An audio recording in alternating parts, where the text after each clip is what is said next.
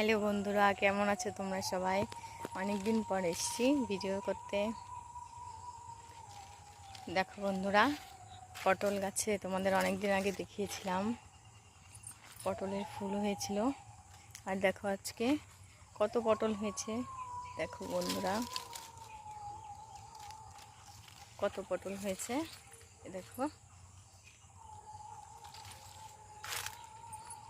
দেখো কত পটল হয়েছে। দেখো বন্ধুরা, কত পটল হয়েছে। এই দেখো,